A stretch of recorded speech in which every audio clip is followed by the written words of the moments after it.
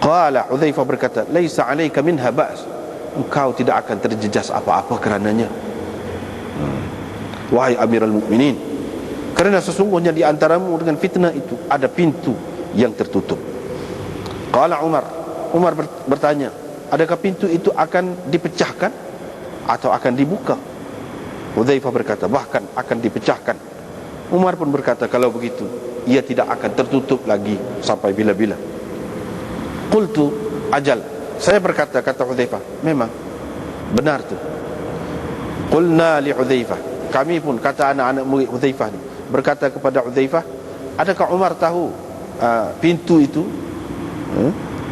Hudzaifah berkata, memang dia tahu, seperti mana kita mengetahui, kama a'lam, seperti mana saya tahu, ataupun dalam setengah nuskah yang lain, seperti mana kita tahu bahawa sebelum besok mesti datang malam ini dulu. Bila malam ni, mana apa esok lah, mestilah gitu.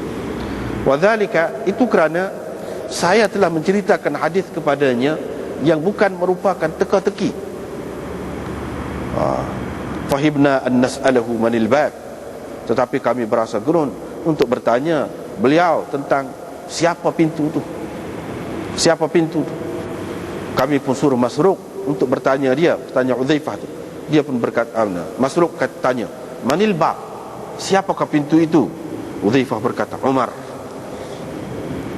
Dengan sanadnya Imam Bukhari meriwayatkan daripada Abi Musa al-Asy'ari, beliau berkata, Nabi SAW pada suatu hari keluar ke suatu kebun, ke salah satu kebun di Madinah, untuk sesuatu hajat.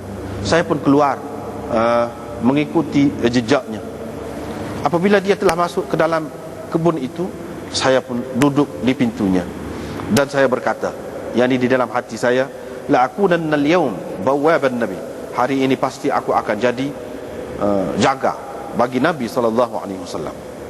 Padahal dia tidak menyuruh aku pun ini untuk menjadi pengawal ataupun jaga di pintu. Nabi SAW pergi dan menunaikan hajatnya. Setelah itu dia duduk di atas tepi telaga, di atas tepi telaga, ataupun binaan yang dibuat di sekeliling telaga. Dia duduk di atas itu, dan membuka betisnya sambil menyingsing betisnya, fadallahuma, dan menghulurkan kedua kakinya ke dalam telaga itu. Faja'a Abu Bakar, lepas itu Abu Bakar datang meminta izin untuk bertemu dengan Nabi SAW untuk masuk.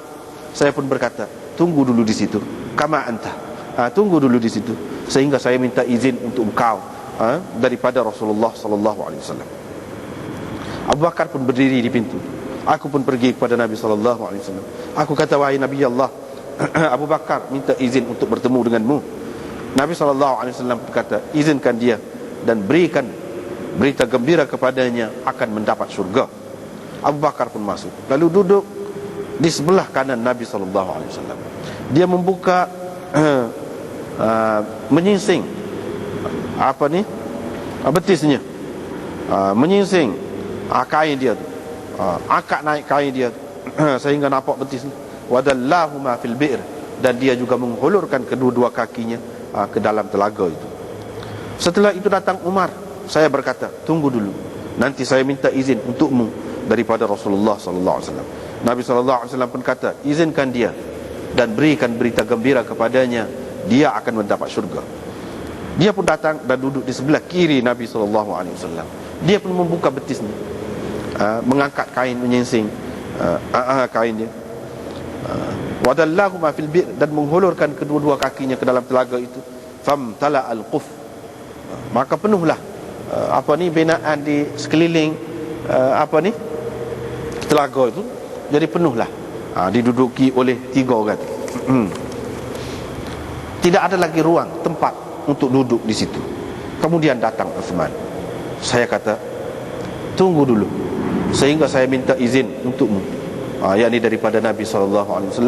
Maka Nabi SAW kata, izinkan dia masuk dan berikan berita gembira kepadanya akan mendapat syurga di samping ujian yang akan dihadapinya. Dia pun masuk, tetapi dia tidak mendapati tempat lagi. Fatahawwala, dia pun beralih ke sebelah lagi, bukan sebelah ni, Sebelah Nabi duduk di 3 orang ni, jujuk ni. Sebelah ni tak ada dah. Dia pergi ke sebelah, menghadap mereka. Sebelah depan. Di atas birai, ataupun tepi telaga tu, dia pun buka kain dia lagu tu juga, sing-sing betih dia akak kain. Dan hulur kaki, kedua kakinya ke dalam telaga itu. Faja'altu atamanna akhalli. Aku pun mula berharap, aku pun mula berharap sangat agar saudaraku datang. Saudara dia. Sebab apa Nabi ni doa masuk surga saja ni, beri berita gembira masuk surga saja ni. Jadi aku mengharapkan kalau-kalaulah saudara aku iaitu Abu Burdah mari. Wa ad'u Allah an ya'tiyah, dan aku berdoa kepada Allah supaya dia mari. Tapi tak mari. Qala Ibn al-Musayyab berkata, fata'awwaltu dhalika quburahum. Aku takwilkan kedudukan mereka itu dengan kubur mereka. Ijtama'at hahuna, mereka telah berkumpul di sini. Kubur mereka itu terhimpun di sini. Wan farada Uthman, dan Uthman letaknya di tempat yang lain. Kubur dia itu terletak di tempat yang lain. Dengan sanadnya Imam Bukhari meriwayatkan daripada Abu Wa'il, beliau berkata, ada orang berkata kepada Usama, kenapa engkau tidak bercakap dengan dia ni, yang ni dengan Sayyidina Uthman? Qala qad kallamtuhu ma duna an aftaha laka, ataupun tak ada laka tu, ma duna an aftaha baban akunu awwala man yaftahu. Saya sudah pun bercakap dengan dia, tapi dengan tidak membuka pintu. Yang ini dengan secara sulit lah. Saya telah bercakap pun dengan dia. Saya tidak mahu menjadi orang yang mula-mula membuka pintu. Tak mahu. Yang ini kalau cakap depan-depan orang, tak mahu. Itu buka pintu, fitnah. Aku juga bukannya jenis orang yang akan berkata kepada seseorang setelah dia menjadi ketua, walaupun kepada 2 orang sahaja, apatah lagi kalau ramai, engkau adalah orang yang baik, engkau baik. Bukan jenis itu saya. Setelah saya mendengar Rasulullah SAW bersabda, akan dibawakan seseorang, maka dicampakkan dia ke dalam neraka, dan dikisar dia di dalam neraka itu seperti himar memutarkan kisaran. Maka orang itu dikelilingi oleh ahli neraka. Mereka berkata, hai fulan, bukankah dulu engkau menyuruh orang melakukan perkara ma'ruf dan mencegah orang daripada perkara mungkar?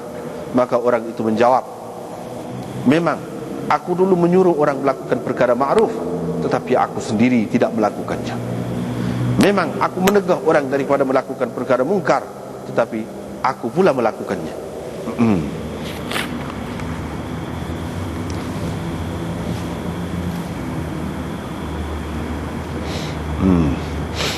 Ini masih lagi kitabul fitan lagi, bab fitnah ni lagi. Fitnah ni, kitabul fitan ini Imam Bukhari nak ceritanya hak Nabi SAW ajar kepada kita, tidak boleh main-main fitnah ni. Tidak boleh main-main fitnah. Bahkan kita kena minta perlindungan daripada Allah, dengan Allah, daripada fitnah tu. Jangan mudah-mudah je buat mudah-mudah. Sebab fitnah tu ada kalanya boleh menggelincirkan seseorang tu. Jadi rosak akidah dia. Molek-molek dia di atas satu akidah, boleh rosak akidah dia. Siapa macam tu? Fitnah. Dan macam-macam lah bentuk fitnah dalam dunia ni, seperti kita maklum. Jadi meminta perlindungan, yang ini dengan Allah daripada fitnah, kita panggil pancaroba lah, pancaroba. Jadi Anas berkata, pernah pada satu hari sahabat-sahabat tanya Nabi SAW, tapi bentuk pertanyaan itu macam mendesak lah, macam mendesak Nabi SAW.